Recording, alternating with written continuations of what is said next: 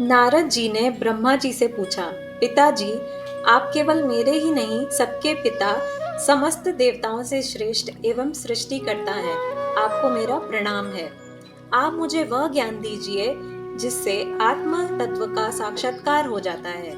पिताजी, इस संसार का क्या लक्षण है? इसका आधार क्या है? इसका निर्माण किसने किया है? इसका प्रलय किसमें होता है? यह किसके अधीन है? और वास्तव में यह है क्या वस्तु? आप इसका तत्व बतलाइए। आप तो यह सब कुछ जानते हैं, क्योंकि जो कुछ हुआ है, हो रहा है या होगा, आप उसके स्वामी आप ही हैं। यह सारा संसार हथेली पर रखे हुए आंवले के समान आपकी ज्ञान दृष्टि के अंतर्गत ही है। पिताजी, आपको यह ज्ञान कहाँ से मिला? आप किसके आधार पर ठहरे हुए हैं? आपका स्वामी कौन है और आपका स्वरूप क्या है? आप अकेले ही अपनी माया से पंचभूतों के द्वारा प्राणियों की सृष्टि कर लेते हैं। कितना अद्भुत है! जैसे मकड़ी अनायास ही अपने मुंह से जाला निकालकर उसमें खेलने लगती है, वैसे ही आप अपनी शक्ति के आश्रय से जीवों को अपने में ही उत्पन्न करते हैं और फिर भी आप में कोई विकार नहीं होता। जगत रूप में नाम, रूप और गुणों से जो कुछ जाना जाता है, उसमें ऐसी कोई सत, असत, उत्तम, मध्यम या अधम वस्तु नहीं देखता जो आपके सिवा और किसी से उत्पन्न हुई हो। इस प्रकार सबके ईश्वर होकर भी आपने एकाग्रचित्त होकर घोर तपस्या की। इस बात से मुझे मोह के साथ साथ बहुत बड़ी शंका भी हो रही है कि आपसे बड़ा भी कोई है क्या? पिताजी, आप सर्वज्ञ और सर्वेश्वर हैं। जो कुछ मैं पूछ रहा हूँ वह सब आप कृपा करके मुझे इस प्रकार समझाइए कि जिससे मैं आपके उपदेश को ठीक ठीक समझ सकूं। ब्रह्मा जी ने कहा, बेटा नारद, तुमने जीवों के प्रति करुणा के भाव से भरकर यह बहुत ही सुंदर प्रश्न किया है, क्योंकि इससे भगवान के गुणों का वर्णन करने की प्रेरणा मुझे प्राप्त हुई है। तुमने मेरे विषय में जो कुछ कहा है, तुम्हारा वह कथन भी असत्य नहीं है, क्योंकि जब तक मुझसे परे का तत्व, जो स्वयं भगवान ही है, जान नहीं लिया जाता, तब तक मेरा ऐसा ही प्रभाव प्रतीत होता है। जैसे सूर्य, अग्नि, चंद्रमा, ग्रह, नक्षत्र और तारे उन्हीं के प्रकाश से प्रकाशित होकर जगत में प्रकाश फैलाते हैं, वैसे ही मैं भी उन्हीं स्वयं प्रकाश भगवान के चिन्मय प्रकाश से प्रकाशित होकर संसार को प्रकाशित कर रहा हूँ। उन भगवान वासुदेव की मैं वंदना करता हूँ और ध्यान भी, जिनकी दुर्जन माया से मोहित होकर लोग मुझे जगत गुरु कहते हैं। यह माया तो उनकी आंखों के सामने ठहरती ही नहीं, झेप कर दूर से ही भाग जाती है, परंतु संसार के अज्ञानी जन उसी से मोहित होकर ये मैं हूँ, यह मेरा है, इस प्रकार बोलते रहते हैं। भगवत स्वरूप नारद, द्रव्य, कर्म, काल, स्वभाव और जीव वास्तव में भगवान से भिन्न दूसरी कोई भी वस्तु नहीं है। वेद नारायण के परायण हैं, देवता भी नारायण के ही अंगों में कल्पित हुए हैं और समस्त यज्ञ भी नारायण की प्रसन्नता के लिए ही है, तथा उनसे जिन लोगों की प्राप्ति होती है वे भी नारायण में ही कल्पित हैं। सब प्रकार के योग भी नारायण की प्राप्ति के ही हेतु हैं। सारी तपस्याएं नारायण की ओर ही ले जाने वाली हैं। ज्ञान के द्वारा भी नारायण ही जाने जाते हैं। समस्त साध्य और साधनों का पर्यवसान भगवान नारायण में ही है। वे दृष्टा होने पर भी ईश्वर हैं, स्वामी हैं, निर्विकार होने पर भी सर्वस्वरूप हैं। उन्होंने ही मुझे बनाया है और उनकी दृष्टि से ही प्रेरित होकर मैं उनकी इच्छा के अनुसार सृष्टि रचना करता हूँ। भगवान माया के गुणों से रहित एवं अनंत हैं। सृष्टि, स्थिति और प्रलय के लिए रजोगुण, सत्वगुण और तमोगुण, ये तीन गुण माया के द्वारा उनमें स्वीकार किए गए हैं। यही तीनों गुण द्रव्य, ज्ञान और क्रिया का आश्रय लेकर मायातीत नित्य मुक्त पुरुष को ही माया में स्थित होने पर कार्य, कारण और कर्तापन के अभिमान से बांध लेते हैं। नारद, इंद्रियातीत भगवान गुणों के इन तीन आवरणों से अपने स्वरूप को भली भांति ढक लेते हैं, इसलिए लोग उनको जान नहीं पाते। सारे संसार के और मेरे भी एकमात्र स्वामी वे ही हैं। मायापति भगवान ने एक से बहुत होने की इच्छा होने पर अपनी माया से अपने स्वरूप में स्वयं प्राप्त काल कर्म और स्वभाव को स्वीकार कर लिया। भगवान की शक्ति से ही काल ने तीनों गुणों में क्षोभ उत्पन्न कर दिया। स्वभाव ने उन्हें रूपांतरित कर दिया और कर्म ने महतत्व को जन्म दिया। रजोगुण और सत्वगुण की वृद्धि होने पर महतत्व का जो विकार हुआ, उससे ज्ञान, क्रिया और द्रव्य रूप तमह प्रधान विकार हुआ। वह अहंकार कहलाया और विकार को प्राप्त होकर 3 प्रकार का हो गया। उसके भेद हैं वैकारिक, तेजस और तामस। नारद जी, वे क्रमशः ज्ञान शक्ति, क्रिया शक्ति और द्रव्य शक्ति प्रधान हैं। जब पंच महाभूतों के कारण रूप तामस अहंकार में विकार हुआ, तब उससे आकाश की उत्पत्ति हुई। आकाश की तन्मात्रा और गुण शब्द हैं। इस शब्द के द्वारा ही दृष्टा और दृश्य का बोध होता है। जब आकाश में विकार हुआ, तब उससे वायु की उत्पत्ति हुई। उसका गुण स्पर्श है। अपने कारण का गुण आ जाने से यह शब्द वाला भी है। इंद्रियों में स्फूर्ति, शरीर में जीवनी शक्ति, ओज और बल इसी के रूप हैं। काल, कर्म और स्वभाव से वायु में भी विकार हुआ, उससे तेज की उत्पत्ति हुई। इसका प्रधान गुण रूप है। साथ ही इसके कारण आकाश और वायु के गुण, शब्द एवं स्पर्श भी इसमें है। तेज के विकार से जल की उत्पत्ति हुई। इसका गुण है रस। कारण तत्वों के गुण, शब्द, स्पर्श और रूप भी इसमें है। जल के विकार से पृथ्वी की उत्पत्ति हुई। इसका गुण है गंध। कारण के गुण कार्य में आते हैं। इस न्याय से शब्द, स्पर्श, रूप और रस, ये चारों गुण भी इसमें विद्यमान हैं। वैकारिक अहंकार से मन की और इंद्रियों के 10 अधिष्ठात्र देवताओं की भी उत्पत्ति हुई। उनके नाम हैं दिशा, वायु, सूर्य, वरुण, अश्विनी कुमार, अग्नि, इंद्र, विष्णु, मित्र और प्रजापति। तेजस अहंकार के विकार से श्रोत्र, त्वचा, नेत्र, जिह्वा और प्राण, ये 5 ज्ञानेंद्रियां एवं वाक, हस्त, पाद, गुदा और जनेंद्रिय, ये 5 कर्मेंद्रियां उत्पन्न हुई। साथ ही साथ ज्ञान शक्ति रूप बुद्धि और क्रिया शक्ति रूप प्राण भी तेजस अहंकार से ही उत्पन्न हुए। श्रेष्ठ ब्रह्माविद, जिस समय यह पंचभूत, इंद्रिय, मन और सत्व आदि तीनों गुण परस्पर संगठित नहीं थे, तब अपने रहने के लिए भोगों के साधन रूप शरीर की रचना नहीं कर सके। जब भगवान ने इन्हें अपनी शक्ति से प्रेरित किया, तब वे सत्व परस्पर एक दूसरे के साथ मिल गए और उन्होंने आपस में कार्य कारण भाव स्वीकार करके व्यष्टि समष्टि रूप पिंड और ब्रह्मांड दोनों की रचना की। वह ब्रह्मांड रूप अंडा 1 सहस्त्र वर्ष तक निर्जीव रूप से जल में पड़ा रहा। फिर काल, कर्म और स्वभाव को स्वीकार करने वाले भगवान ने उसे जीवित कर दिया। उस अंडे को फोड़कर उसमें से वही विराट पुरुष निकला, जिसकी जंघा, चरण, भुजाएं, नेत्र, मुख और सिर सहस्त्रों की संख्या में है। विद्वान पुरुष उपासना के लिए उसी के अंगों में समस्त लोक और उनमें रहने वाली वस्तुओं की कल्पना करते हैं। उसकी कमर से नीचे के अंगों में 7 पाताल की और उसके पेड़ों से ऊपर के अंगों में 7 स्वर्ग की कल्पना की जाती है। ब्राह्मण इस विराट पुरुष का मुख है, भुजाएं क्षत्रिय हैं, जांघों से वैश्य और पैरों से शूद्र उत्पन्न हुए हैं। पैरों से लेकर कटी पर्यंत 7 पाताल तथा भूलोक की कल्पना की गई है। नाभि में भूवलोक की, हृदय में स्वर्गलोक की और परमात्मा के वक्षः स्थल में महरलोक की कल्पना की गई है। उसके गले में जनलोक, दोनों स्तनों में तपोलोक और मस्तक में ब्रह्मा का नित्य निवास स्थान सत्यलोक है। उस विराट पुरुष की कमर में अतल, जांघों में वितल, घुटनों में पवित्र सुतल लोक और जंघाओं में तलातल की कल्पना की गई है। एड़ी के ऊपर की गांठों में महातल, पंजे और एड़ियों में रसातल और तलुओं में पाताल समझना चाहिए। इस प्रकार विराट पुरुष सर्वलोकमय है। विराट भगवान के अंगों में इस प्रकार भी लोकों की कल्पना की जाती है कि उनके चरणों में पृथ्वी है, नाभि में भूर्वलोक है और सिर में स्वरलोक है।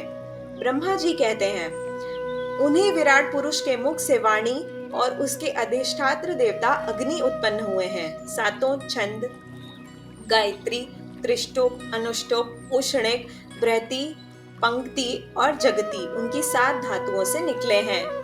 मनुष्यों, पितरों और देवताओं के भोजन करने योग्य अमृतमय अन्न, सब प्रकार के रस, रसनेन्द्रिय और उसके अधिष्ठात्र देवता वरुण विराट पुरुष की जीवा से उत्पन्न हुए हैं। उनके नासा छिद्रों में प्राण, अपान, व्यान, उदान और समान, ये पांचों प्राण और वायु तथा घ्राणेन्द्रिय से अश्विनी कुमार समस्त औषधियां एवं साधारण तथा विशेष गंध उत्पन्न हुए हैं। उनकी नेत्रेंद्रिय रूप तथा तेज की तथा नेत्र गोलक स्वर्ग और सूर्य की जन्मभूमि है। समस्त दिशाएं और पवित्र करने वाले तीर्थ कानों से तथा आकाश और शब्द श्रोतेंद्रिय से निकले हैं। उनका शरीर संसार की सभी वस्तुओं के सारभाग तथा सौंदर्य का खजाना है। सारे यज्ञ, स्पर्श और वायु उनकी त्वचा से निकले हैं। उनके रोम सभी उद्दिज पदार्थों के जन्म स्थान है अथवा केवल उन्हीं के जिनसे यज्ञ संपन्न होते हैं। उनके केश, दाढ़ी, मूछ और नखों से मेघ, बिजली, शिला एवं लोहा आदि धातुएं तथा भुजाओं से प्रायः संसार की रक्षा करने वाले लोकपाल प्रकट हुए हैं। उनका चलना फिरना भुवः स्वः तीनों लोकों का आश्रय है। उनके चरण कमल प्राप्त की रक्षा करते हैं और भयों को भगा देते हैं तथा समस्त कामनाओं की पूर्ति उन्हीं से होती है। विराट पुरुष का लिंग जल, वीर्य, सृष्टि, मेघ और प्रजापति का आधार है तथा उनकी जननेन्द्रिय मैथुन जनित आनंद का उद्गम है। नारद जी, विराट पुरुष की पायु इंद्रिय, यम, मित्र और मल त्याग का है तथा गुदाद्वार हिंसा, निरति, मृत्यु और नरक का उत्पत्ति स्थान है। उनकी पीठ से पराजय, अधर्म और अज्ञान, नाड़ियों से नद नदी और हड्डियों से पर्वतों का निर्माण हुआ है। उनके उदर में मूल प्रकृति, रस नाम की धातु तथा समुद्र, समस्त प्राणी और उनकी मृत्यु समाई हुई है। उनका हृदय ही मन की जन्मभूमि है। नारद, हम तुम धर्म, सांकादि, शंकर, विज्ञान और अंतःकरण सबके सब उनके चित्त के आश्रित हैं। कहाँ तक गिनाएं? मैं, तुम, तुम्हारे बड़े भाई सनकादि, शंकर, देवता, दैत्य, मनुष्य, नाग, पक्षी, मृग, रेंगने वाले जंतु, गंधर्व, अप्सराएं, यक्ष, राक्षस, भूत प्रेत, सर्प, पशु, पितर, सिद्ध, विद्याधर, चारण, वृक्ष और नाना प्रकार के जीव जो आकाश, जल या स्थल में रहते हैं, ग्रह, नक्षत्र, केतु, तारे, बिजली और बादल, ये सबके सब विराट पुरुष ही हैं। यह संपूर्ण विश्व जो कुछ कभी था, है या होगा, सबको वह घेरे हुए है और उसके अंदर यह विश्व उसके केवल 10 अंगुल के परिमाण में ही स्थित है।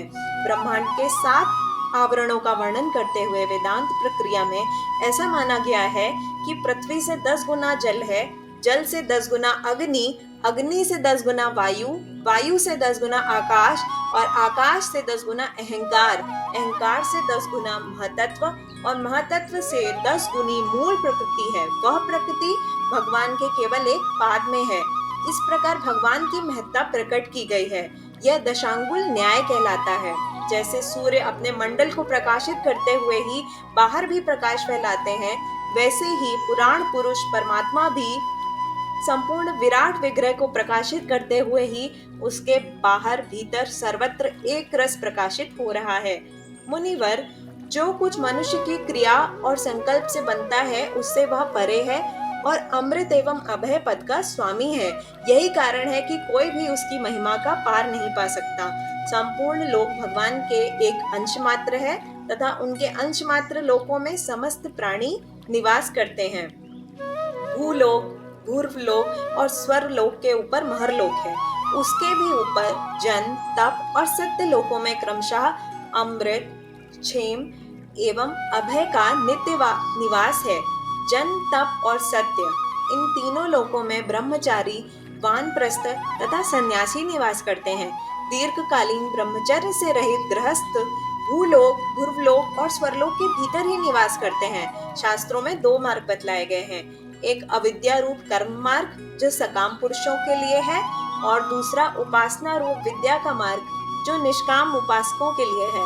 मनुष्य दोनों में से किसी एक का आश्रय लेकर भोग प्राप्त कराने वाले दक्षिण मार्ग से अथवा मोक्ष प्राप्त कराने वाले उत्तर मार्ग से यात्रा करता है, किंतु पुरुषोत्तम भगवान दोनों के आधारभूत हैं। जैसे सूर्य अपनी किरणों से सबको प्रकाशित करते हुए भी सबसे अलग हैं, वैसे ही जिन परमात्मा से इस अंड की और पंचभूत एकादश इंद्रिय एवं गुणमय विराट की उत्पत्ति हुई है, वे प्रभु भी इन समस्त वस्तुओं के अंदर और उनके रूप में रहते हुए भी उनसे सर्वथा अतीत हैं। जिस समय इस विराट पुरुष के नाभि कमल से मेरा जन्म हुआ, उस समय इस पुरुष के अंगों के अतिरिक्त मुझे और कोई भी यज्ञ की सामग्री नहीं मिली।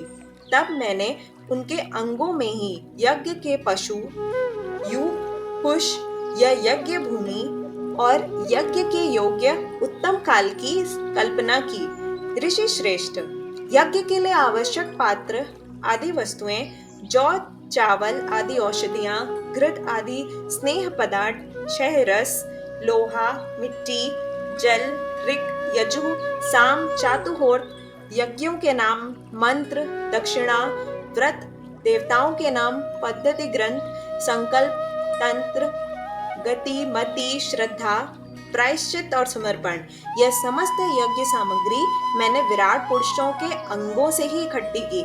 इस प्रकार विराट पुरुष के अंगों से ही सारी सामग्री का संग्रह करके मैंने उन्हीं सामग्रियों से उन यज्ञ स्वरूप परमात्मा का यज्ञ के द्वारा यजन किया।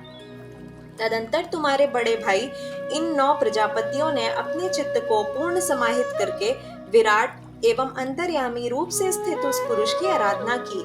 इसके पश्चात समय समय पर मनु, ऋषि, पितर, देवता, दैत्य और मनुष्यों ने यज्ञों के द्वारा भगवान की आराधना की।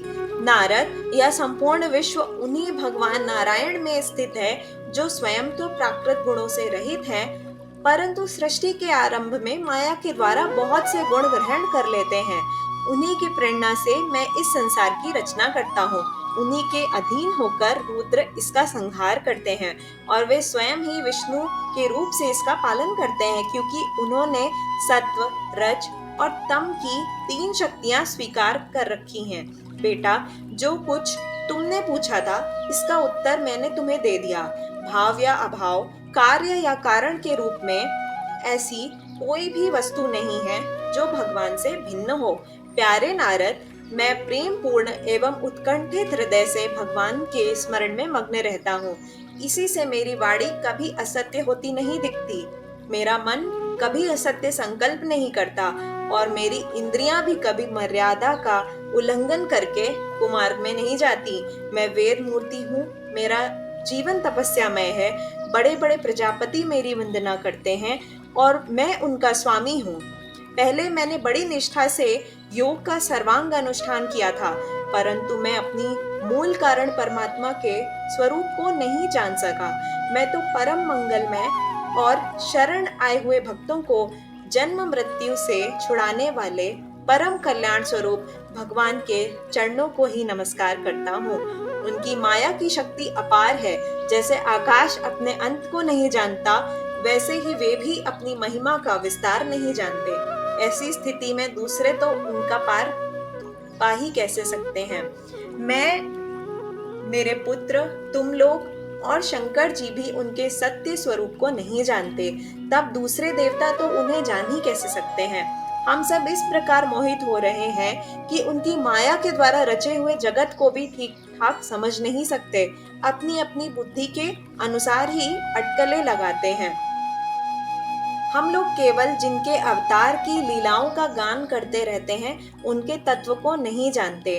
उन भगवान के श्री चरणों में मैं नमस्कार करता हूँ। वे अजन्मा एवं पुरुषोत्तम हैं। प्रत्येक कल्प में वे स्वयं अपने आप की ही सृष्टि करते हैं, रक्षा करते हैं और संहार भी कर लेते हैं। वे माया के लेश से रहित केवल ज्ञान स्वरूप हैं और अंतरात्मा के रूप में एक रस स्थित हैं। वे तीनों काल में सत्य एवं परिपूर्ण हैं, ना उनका आदि है और ना ही अंत। वे तीनों गुणों से रहित सनातन एवं अद्वितीय हैं। नारद, महात्मा लोग जिस समय अपने अंतःकरण, इंद्रिय और शरीर को शांत कर लेते हैं, उस समय उनका साक्षात्कार करते हैं, परंतु जब असत पुरुषों के द्वारा कुतर्कों का जाल बिछाकर उनको ढक दिया जाता है, तब उनके दर्शन नहीं हो पाते।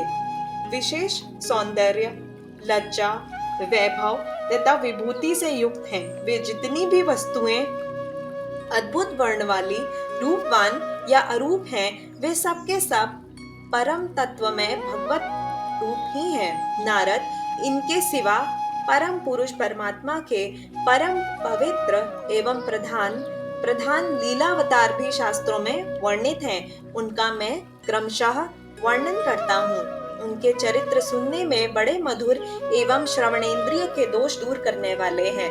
तुम सावधान होकर उनका रसास्वादन करो।